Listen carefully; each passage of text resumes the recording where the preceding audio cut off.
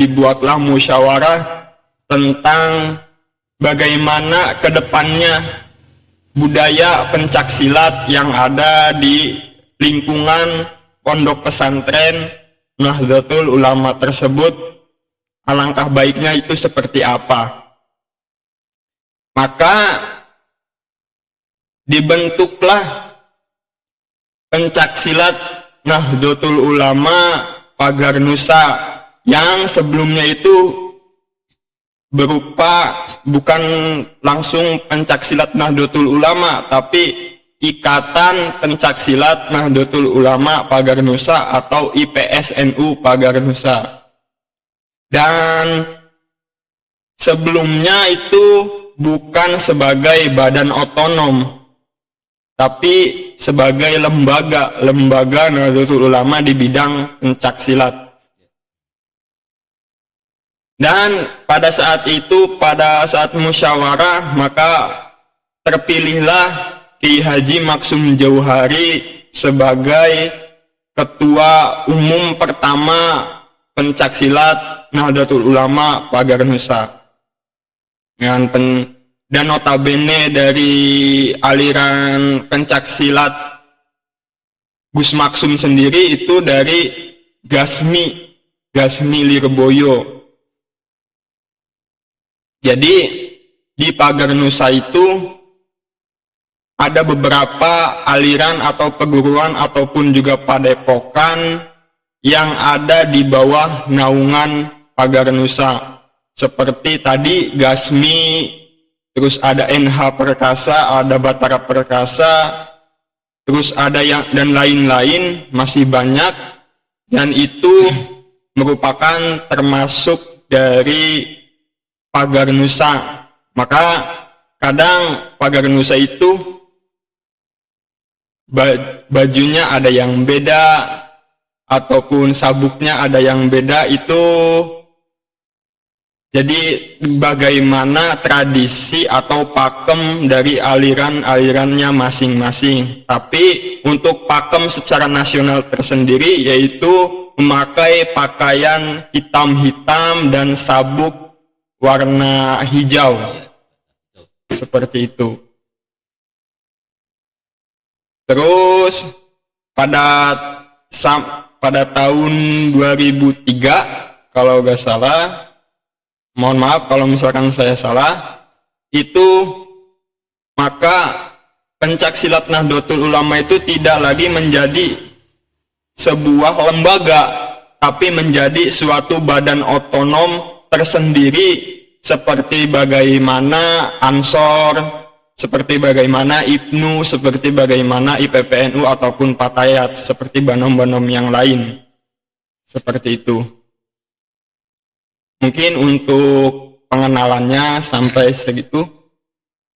Ya, terima kasih kepada sahabat Deden Haris Hamdani yang telah memaparkan sejarah berdirinya Pagar Nusa. Nah, kalau di Legon Kulon itu sendiri kira-kira tahun berapa dan bulan apa kira-kira, sahabat Kang Deden? Oke, mungkin kalau di Legon Kulon awalnya itu tahun 2019 pertengahan. Kalau misalkan bulannya saya kurang tahu pasti, saya lupa, tapi di pertengahan tahun 2019 sampai sekarang dengan keadaan pasang surut para santri-santri Pagar Nusa, seperti itu.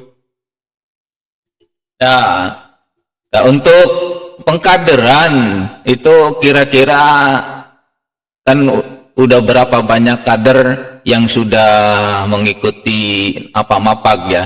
Kalau di Pagar Nusa itu mapag. Tapi kalau di Ansor itu PKD dan di Bansar itu adalah Diklatsar. Nah, kira-kira ada berapa orang yang sudah mengikuti mapag masa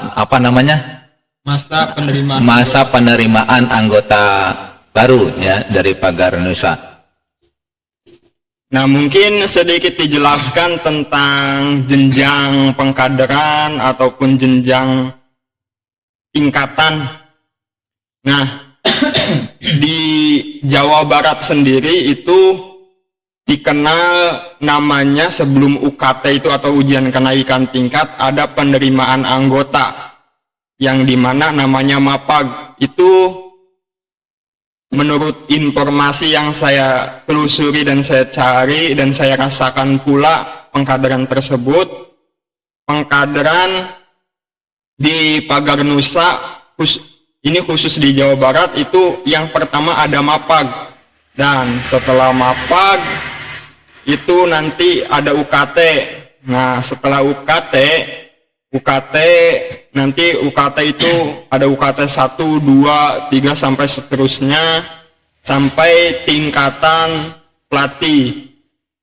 Seperti itu. Nah, untuk di Legon Kulon ini untuk tingkatan UKT, tingkatan pelatih itu baru 1, dan untuk tingkatan mapag kurang lebih ada 20-an. 20 yang sudah mengikuti mapag.